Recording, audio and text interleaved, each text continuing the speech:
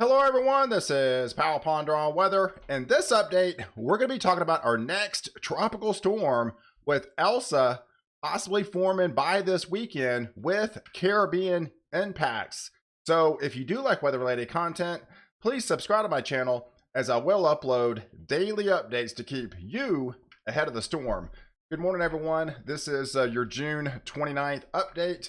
And hey, I wanted to send my appreciations out there. I've reached 66,000 followers. In fact, last week was actually my anniversary on YouTube when I started this channel when I was on vacation. So I kind of forgot about it. But yeah, I've actually been on YouTube for 2 years now, giving you forecast. And I would love to reach 100,000 followers by the end of the year. So I plan on doing a ton of updates. Expect one nearly every single day, if not 2 updates a day as things start really cranking in the tropics, and as we go through fall and especially going into winter. So definitely I appreciate you guys liking my videos, following and sharing my page to everybody out there, to let them know I am a great resource to utilize. So hey, let's delve right into it.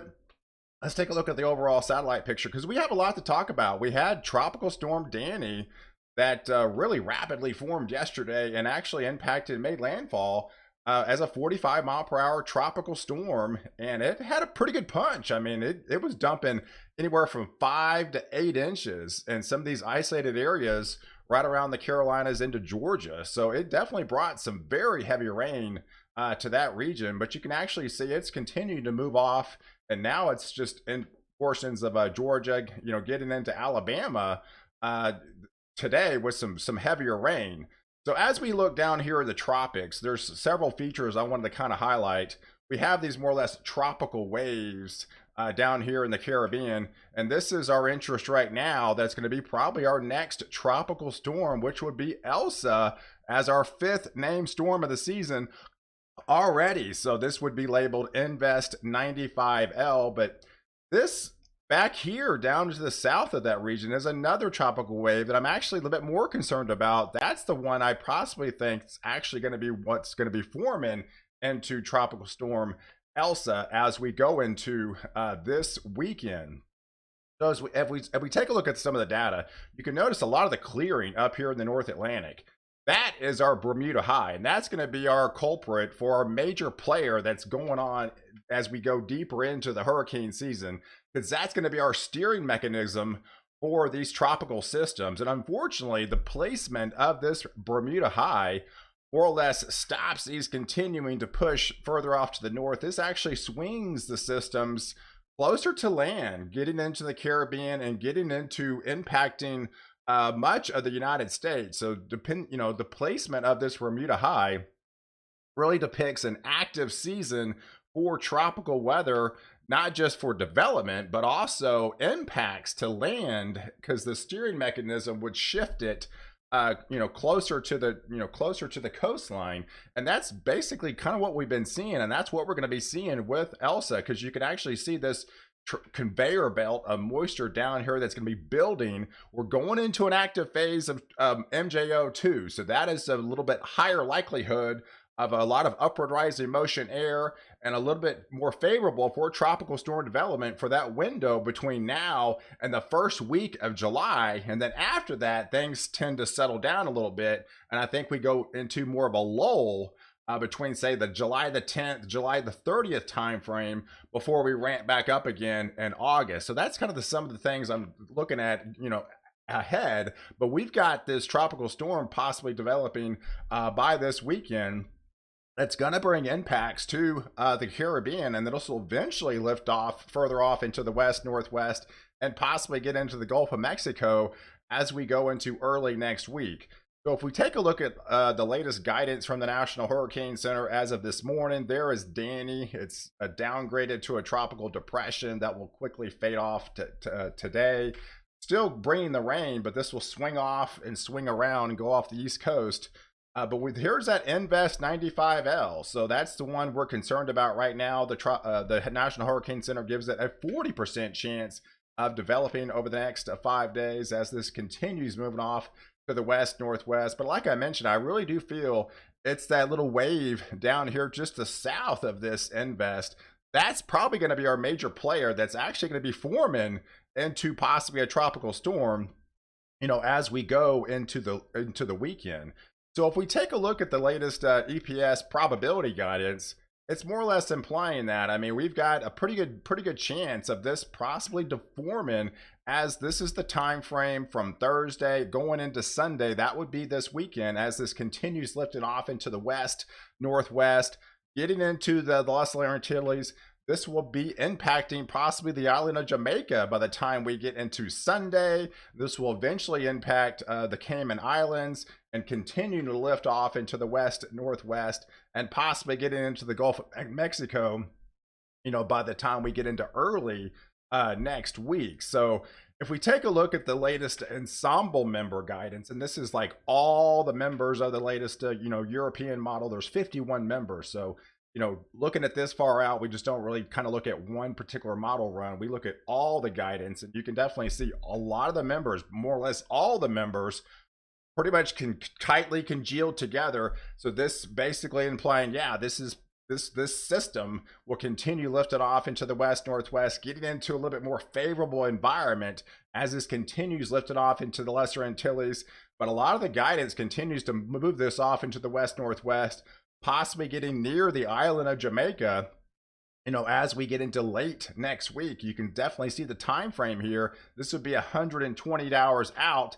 That puts it Saturday type, you know, Sunday type time frame, possibly just south of the island of Jamaica. A lot of the members put this, and even the GFS is kind of implying the same way. Not as bullish as the European, but still has this system more or less pushing off into the west, northwest, getting in and around near the island of Jamaica. This will eventually get impacting the Cayman Islands and going possibly into the Gulf by early next week. So if we do take a look at the latest, say, individual model run of the GFS, it's more or less implying a lot of what the ensemble members are actually showing right now. So here's the guidance between late Thursday night. This would be Thursday night going into early Friday morning. It definitely has this second system back behind it, that tropical wave that we kind of talked about. This is the Lesser Antilles right here. This would be a, you know, possibly just a kind of a low pressure, possibly a low end tropical storm at that point. But as this continues moving off into the west, northwest, getting into a little bit more favorable environment, a little bit less shear, there's a lot bit less what they call African dust that's going to be impacting this area. A little bit less shear in this particular environment as it tends to subside a little bit. That's going to be a little bit more, you know, possibility of a lift to be able to have this form into a tropical storm. By the time we get into Saturday time frame, July the 3rd, this would be looking at maybe possibly a 995 millibar low pressure, but it's a fairly quick moving system. So yeah, even from the last couple of days, it's still basically implying the same thing. A lot of the guidance is still on track to put this essentially just south or in and around near the island of Jamaica as a pretty good tropical storm with some higher winds going to be impacting the island by the time we go into Sunday. So I do know I have a lot of followers in Jamaica, so I want to give you guys a plenty advanced warning of this particular system possibly going to be impacting the area by the time we get into Sunday, going into the Monday time frame. And this will continue shifting off into the west northwest. That'll be impacting the Cayman Islands as well, and then probably split up the difference into the Yucatan and eventually get it into the Gulf of Mexico by the time we go into early next week. And the Canadian models more or less implying the same way, not as bullish as the GFS, but still we're starting to see model congruency of placement in this particular system in and around Jamaica, which is a lot of the guidance is trying to congeal together of that impacting possibly storm as we go into this weekend. So yeah, if you take a look at some of the winds, by the time we go into that Sunday, getting into early Monday time frame, July 4th, July 5th time frame, it would put the tropical storm force winds possibly in and around the island of Jamaica. And this area is susceptible to mudslides and landslides, and some very heavy rain would be impacting the island, as we definitely have to take precautions for this particular tropical storm going to be in and around your area by the time we go into Sunday. There's your precipitable water index. Yeah, if you can now only imagine what the tropical storm just south of you, you're going to be hit with some very heavy rain. These purples here are 2 to 3 inch rainfall rates per hour. So the atmosphere would be conducive for that type of rainfall with these tropical type downpours.